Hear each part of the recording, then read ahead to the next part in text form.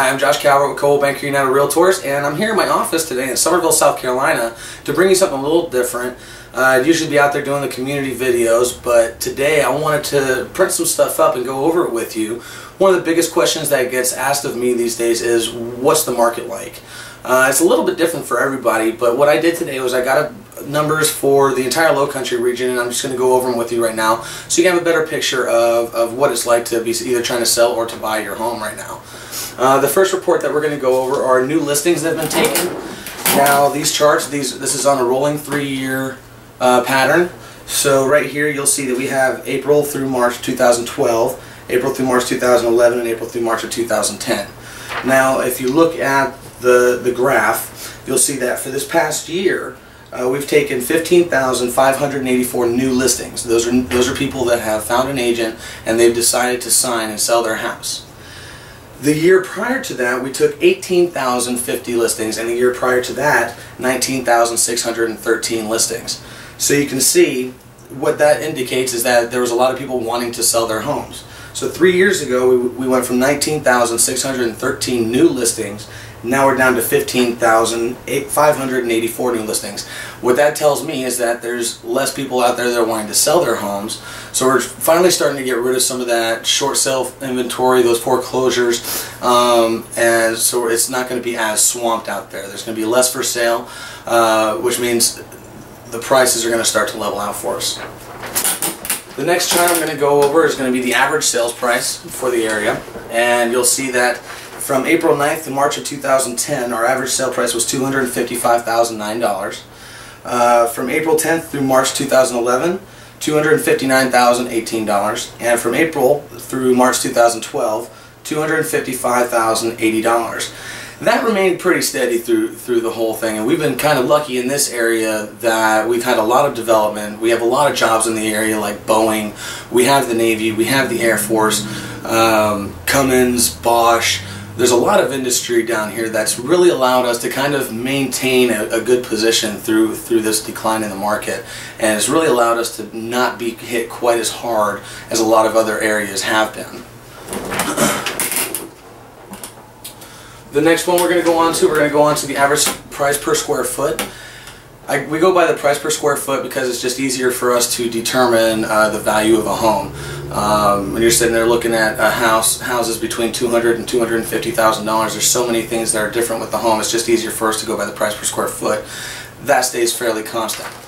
So you'll see in these numbers that from April 9th through March of 2010, the average price per square foot was $127.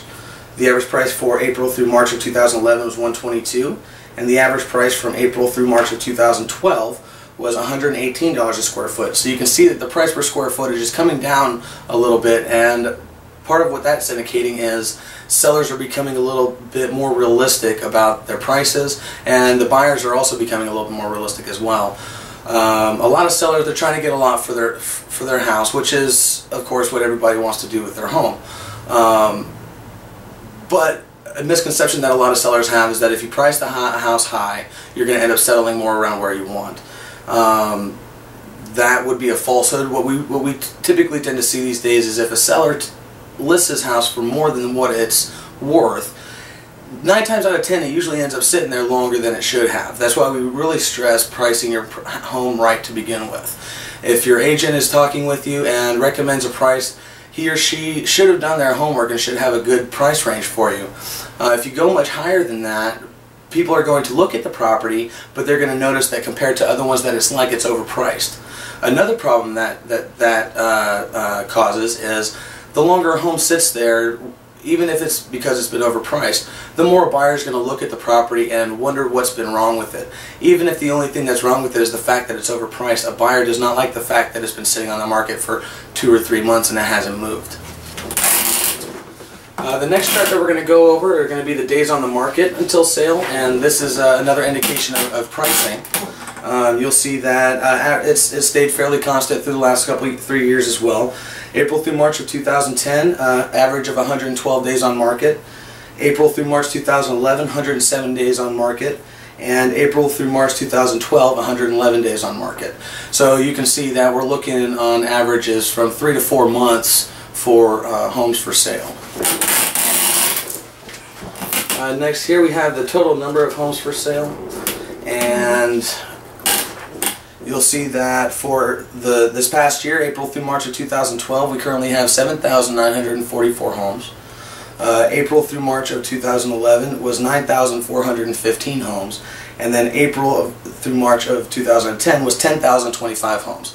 So again, you can see the decline in the number of homes. So inventory is going down, and prices will eventually start to come up and start to level out.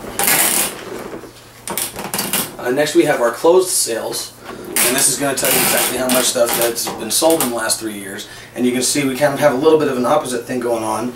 April through March 2010 we have 8,597 sales. The next year we go up to 8,957 sales, and then the last year, April through March of 2012, we're up to 9,361 sales. So you can see that home prices are coming down. Buyers are going out there and they're finding properties that they're finding. Our home sales are coming up. Buyers really are starting to get out there and move. And our last one for today is the percent of original price received.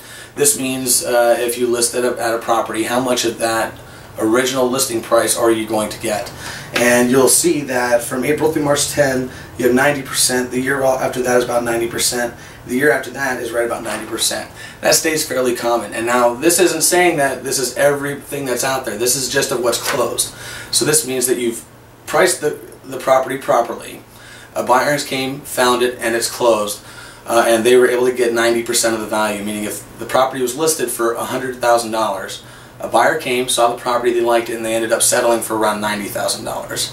And that's a pretty good number. We see that pretty across the board, and like you can see, it's been that way for the last few years.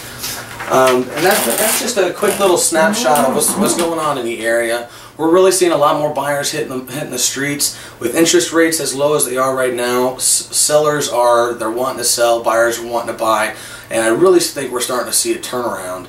And like I said before, we're really in a unique area down here to where we have the military. We have so much industry. There's and so many people that we really haven't been hit as hard as many other parts of the country have been. If you have any questions about any of the market conditions or how to list your home, or maybe you have a buyer or would like somebody to represent you in buying your next home, please give me a call on my cell phone at 843-789-9860, or you can check me out on the web at www.joshcalvertrealestate.com. Again, that's 843-789-9860 and www.joshcalvertrealestate.com. Thanks and have a great day.